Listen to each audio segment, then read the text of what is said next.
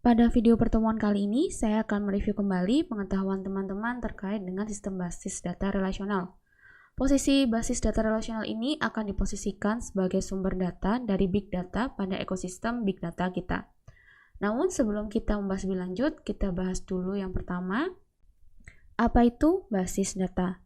Teman-teman sudah mempelajari basis data relasional pada saat DBD, ABD, sampai dengan data warehouse. Mari kita review kembali apa itu basis data. Mungkin teman-teman mengingatnya sebagai kumpulan baris data yang tersusun sebagai kolom yang disebut dengan tabel. Menurut Blacksmith et al., jadi basis data adalah kumpulan dari data yang berhubungan yang diorganisasikan untuk memudahkan dan mempercepat pengaksesan data dalam bentuk format terstandarisasi. Kemudian kita membutuhkan suatu aplikasi yang dapat menjadi antarmuka antara basis data itu sendiri dengan user serta berbagai aplikasi yang disebut dengan DBMS atau Database Management System. Jadi Database Management System ini tidak hanya berfungsi untuk menyimpan data, melihat data, atau melakukan query data, namun juga memiliki kemampuan untuk melakukan organisasi serta manajemen data. Untuk kategori DBMS bisa dalam bahasa yang digunakan, hardware yang dibutuhkan, kemudian juga bisa dikategorikan berdasarkan model data yang digunakan. Dalam video pertemuan kali ini, kita akan membahas model data relasional. Kemudian akan dilanjutkan dengan model data lainnya di pertemuan berikutnya. Di sini kita akan dibantu dengan RDBMS, yaitu Relational Database Management System, untuk membantu kita mengakses, melakukan manajemen data untuk data yang bermodel relasional. Menurut Al-Masri, model relasional akan merepresentasikan basis data sebagai kumpulan dari relasi atau relation. Sebuah relasi ini adalah tabel yang berisi nilai di mana setiap baris dari tabel tersebut akan merepresentasikan kumpulan nilai terkait. Setiap barisnya akan merepresentasikan sebuah entitas yang berasal dari dunia nyata. Bisa juga untuk setiap barisnya berisi hubungan atau relationship. Sebagai contoh, di sini kita punya relasi atau relation nama departemen yang berisi hanya satu entitas untuk satu perguruan tinggi. Jadi di sini ada satu entitas computer science. Kemudian untuk relation profesor, di sini kita punya dua entitas, yaitu Profesor Christopher dan Alan. Jadi kedua profesor ini akan mempunyai tipe entitas yang sama, yaitu profesor.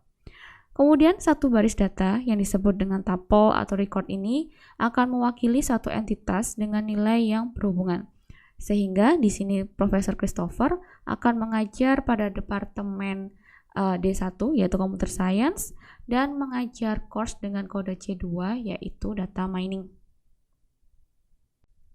Ketika memulai melakukan desain dari model relasional, hal pertama yang perlu dilakukan adalah membuat skema.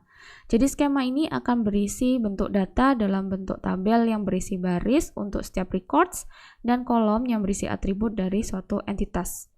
Ketika bentuk data ini sudah dinormalisasikan, akan menjadi dalam bentuk normal tertentu, yang mana akan terdapat masalah apabila dilakukan query dengan jumlah tabel yang harus digabungkan cukup besar. Selain jumlah tabel yang banyak, nilai yang harus dicocokkan juga menjadi suatu tantangan. Kemudian jika keberadaan data tersebar di beberapa server fisik, maka operasi join untuk menggabungkan beberapa tabel ini harus ditransfer dari satu server ke server yang lainnya, sebelum mampu menjawab suatu query yang berisi dengan join. SQL atau Structured Query Language adalah standar yang digunakan untuk berinteraksi dengan basis data relasional. Pengguna dapat melakukan akses dan memanipulasi data. Model relasional yang menggunakan SQL ini tidak perlu mengetahui bagaimana data disimpan, sehingga hanya menekankan apa saja yang perlu diambil. Kemudian di sini ada konsep transaksi, yaitu adanya beberapa hal yang dilakukan seperti operasi create, read, update, dan delete dan dijadikan dalam satu unit.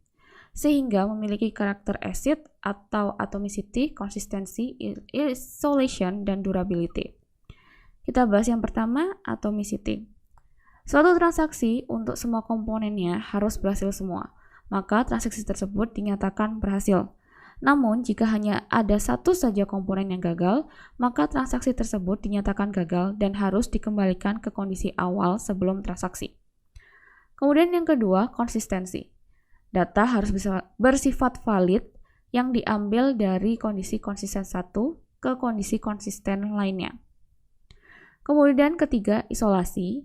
Jadi transaksi yang dilakukan secara bersamaan harus tidak boleh mempengaruhi satu sama lain. Dan yang terakhir, durability adalah suatu kondisi di mana data tersimpan secara tetap atau persisten setelah adanya transaksi yang berhasil dan sudah dilakukan commit.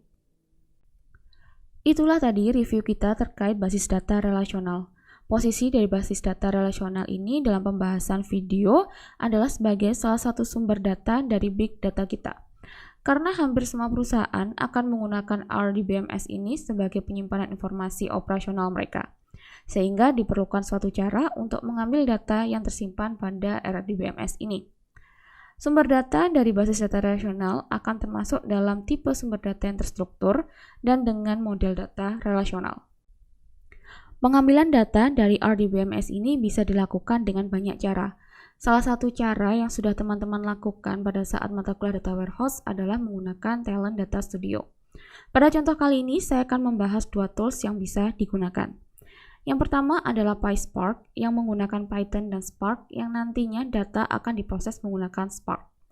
Dan yang kedua adalah Apache Scoop. Jadi Scoop ini yang akan membantu kita untuk memasukkan atau mengeluarkan data antara HDFS pada Hadoop dan basis data relasional kita. Kita bahas yang pertama, PySpark. Seperti pada koneksi JDBC pada umumnya, PySpark juga mewajibkan kita untuk membuat koneksi dengan beberapa parameter yang dibutuhkan. Yang pertama, URL atau letak dari basis data kita, apakah remote ataukah lokal, seperti pada localhost. Kemudian jangan lupa memberikan juga port yang digunakan pada basis data kita. Sebagai contoh, PostgreSQL akan menggunakan port 5432. Kemudian dilanjutkan dengan nama basis data kita. Kemudian untuk parameter database, kita akan memasukkan nama basis data kita. Kemudian untuk skema juga kita masukkan.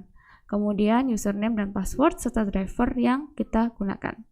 Jadi, kesemua ini akan dimasukkan pada database properties. Kemudian, jika koneksi telah berhasil, maka kita dapat melakukan query dari basis data relasional kita. Di sini sebagai contoh, kita mempunyai tabel employee dari testDB. Kemudian kita hanya ingin mengambil nama dan gaji dari pegawai. Sehingga select query-nya adalah select name, salary from testdb.employee. Query ini dimasukkan di dalam tanda petik dan kurung.